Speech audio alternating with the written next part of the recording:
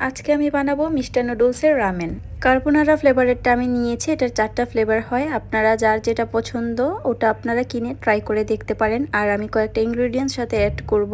নিয়েছি mushroom. রামেনটা just এমনি এমনিও খাওয়া যায়, কিন্তু আমি একটু অন্যরকমভাবে ট্রাই করব। আপনারা আপনাদের পছন্দ মতো রেসিপি দিয়ে ট্রাই করতে পারেন। আপনারা আবার কেউ জাজ করতে আসেন না যে এটা কীভাবে বানাচ্ছে। দেন আমি একটু সসেস নিয়েছি, কাঁচা মরিচ কেটে নিয়েছি আর পেঁয়াজ কুচি দিয়েছি। এখন আমি চুলায় পানি বসিয়ে দিয়েছি নুডলসটাকে সেদ্ধ করার জন্য। আর পানিটা বলক আসার পর্যন্ত অপেক্ষা করব। তার ফাঁকে চলেন দেখে নিই নুডলসের ভিতর কি আছে।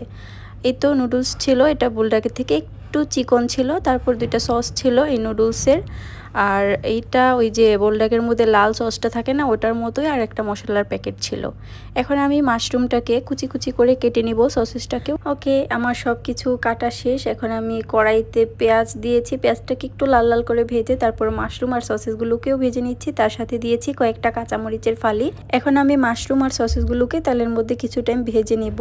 তারপর আমি একদম ডিরেক্ট চলে গেলাম নুডলসে। দেন আমি নুডলসের মধ্যে ওই যে সিজনিং পেস্টটা থাকে ওটা আমি দিয়ে দিয়েছি। তারপর একদম পাউডার দিয়ে দিলাম। আর এটা দেওয়ার পর একটু ক্রিমি স্ট্রাকচার চলে এসেছিল, চিজি। এটা দেওয়ার পর ফ্লেভারটা একটু অন্যরকম হয়ে গিয়েছিল।